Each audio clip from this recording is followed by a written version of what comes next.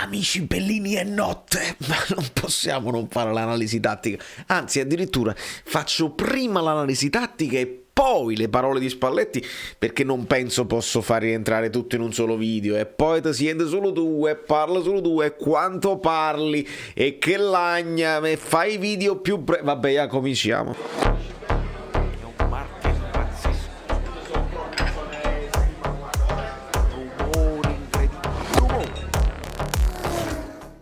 Allora, amici bellini, Massimo Basile, benvenuto tra gli ultimi iscritti, siete straordinari. Vi devo fare veramente un complimento, un po' a tutta la community e la estendo anche in generale, perché secondo me sta marutando, sto stanco, sta maturando un po' la piazza. Perché adesso ci sarà da fare pompieraggio e va bene, siamo d'accordo, siamo a un punto dall'Inter. Anzi vi provoco pure, guardate, e qua mi lasciate il mi piace. Qua mi lasciate il mi piace perché vi faccio vedere questa cosa. Boom! Ok?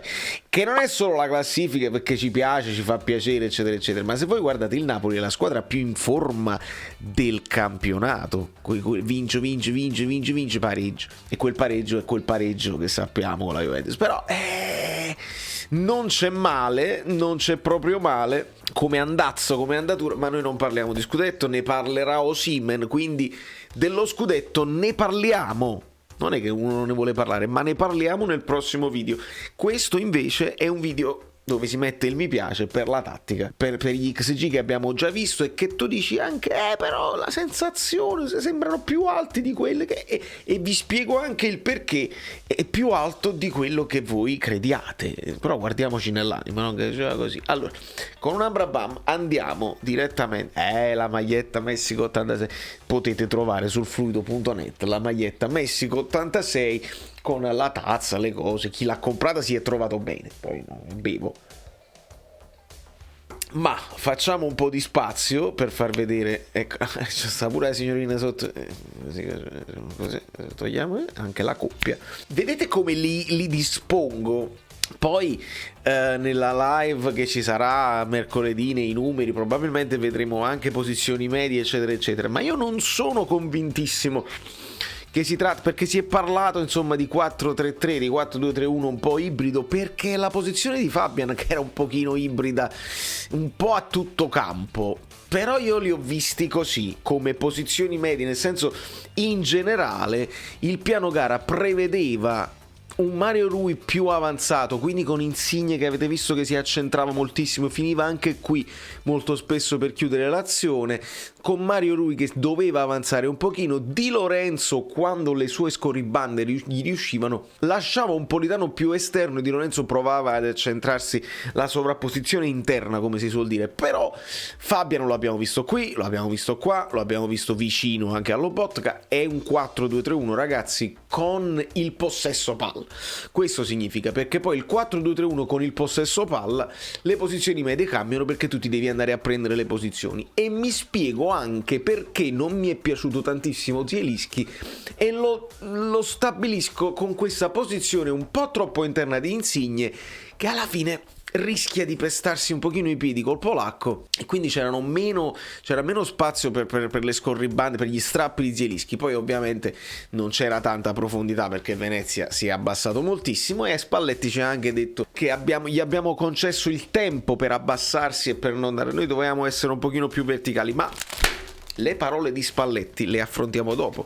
Noi dobbiamo parlare un pochino delle prestazioni individuali. Le pagelle le trovate su Fan Rating che state aspettando, in descrizione trovate tutto, iscrivetevi a Fan Rating perché lì do anche i numeri a livello di pagelle. Però insomma si comincia con i cori contro i napoletani, si comincia con i cori contro il Vesuvio che deve lavarci così. Ho scritto anche una cosa di cui non abbiamo parlato in live, siete delle merde anche sul minuto di raccoglimento per Zamparini. Io ho scritto merde ma non perché intendevo insultarvi, perché voi avete detto merde durante anche il minuto di silenzio per uno che è stato il vostro presidente mica il mio. Vabbè, c'è un cross di Di Lorenzo, un tiro di Osimhen deviato, un tiro di Zielinski parato,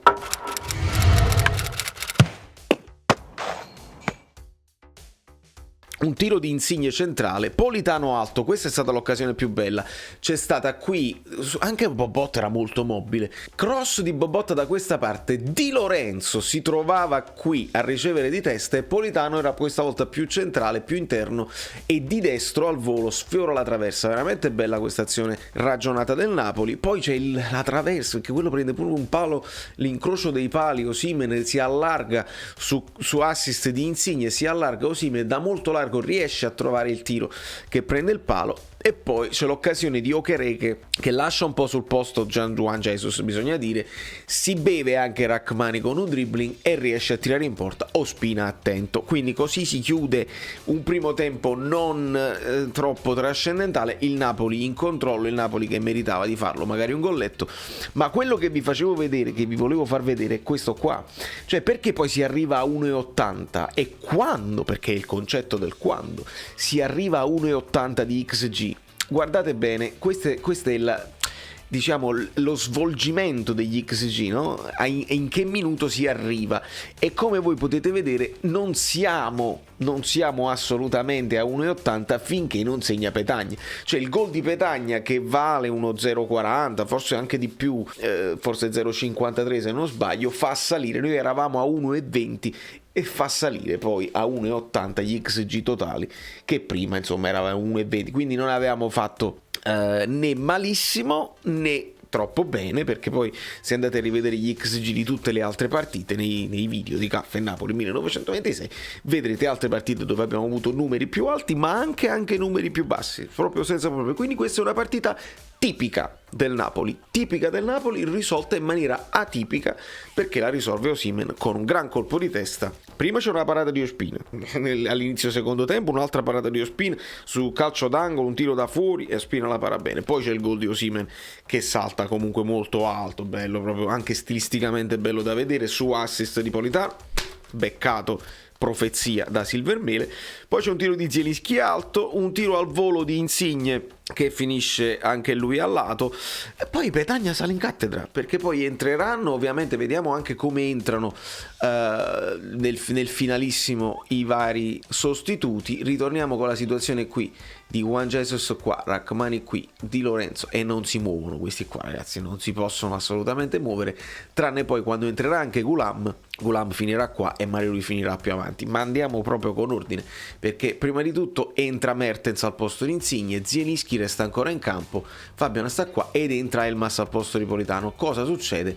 Che in maniera naturale Zielinski finisce a sinistra nella zona di Insigne e Mertens sotto punta, che può aiutare Osimhen, che poi diventerà Petagna, e quindi noi vediamo che la situazione rimane la stessa. Elmas ovviamente ha caratteristiche diverse da Politano, ma finisce per occupare la stessa posizione. Di Lorenzo che prova a sovrapporsi, insomma ci siamo come discorsi tattici. Poi è chiaro che arriva il tiro di Petagna da questa zona che comunque impegna il portiere più di quanto non abbiamo fatto prima. Poi c'è la cosa di Henry, perché sulla pallata finale, e io devo dare devo fare un plauso a Juan Jesus, che se l'era perso un pochino Okereke nel primo tempo, ma sul colpo di testa di Henry lo disturba tantissimo e non gli permette di fare un colpo di testa pulito, dove poi Ospina è bravo a bloccare a terra. E poi c'è il gol in recupero di Bobotta a centrocampo. Che è successo? Ancora peggio Insigne, dai. Ok. Bobotta recupera palla a centrocampo, Mertens la recupera come una furia, la dà subito a Petagna, si va a sovrapporre, Petagna porta palla, gli serve il pallone a Mertens che di prima tira verso la porta, il portiere para ma non abbastanza e Petagna fa il tap-in e poi va a dare il 5 ai tifosi, una roba bella proprio così. Signori, questa è stata una partita non facile, si deve dire quello che è. Il Venezia è un avversario tignoso, è un avversario tosto che si è messo lì, che non butta palla avanti a caso, e quindi con qualche triangolazione sono riusciti anche ad eludere il nostro primo pressing. Il Napoli ha fatto bene, non ha fatto benissimo, non siamo stati brillantissimi, però ci possiamo godere una vittoria. I rumori a questo, ci possiamo godere una vittoria 0-2 che era assolutamente dovuta, perché quelli che hai vinto nel girone d'andata non puoi permetterti di perderle nel girone di ritorno, altrimenti o scudetto rischiamo pure la Champions. attenzione, la Serie A la stiamo imparando a conoscere, la stiamo conoscendo dentro e fuori. Domani facciamo anche un approfondimento sulla Serie A, cioè su tutte le altre partite che abbiamo potuto vedere, ci recuperiamo, però noi col percorso tranquillamente. Queste sono le cose belle. Nel prossimo video vediamo anche le parole, perché poi le parole sono importanti per tastare il polso di questi ragazzi, per capire se ci credono più di noi, se noi ci crediamo e loro non ci credono. Dobbiamo fare dei discorsi, perché Spalletti, De Laurentiis, Osimhen, dobbiamo parlare un po' di tutto. Da New York, Valerio Fluido è tutto, chissà a che ora uscirà il prossimo video. Voi se mettete dei like esce più presto. Ciao, sono Saveria Solida. Se arriviamo a 15.000 iscritti su YouTube è una cosa di cortesia, ma secondo me dovreste seguirlo anche su Instagram, @ValerioFluido. Fa tutte queste cose cretine. Sei iscritto pure a TikTok. Niente più, dai, basta, sei cringe. Quante cose.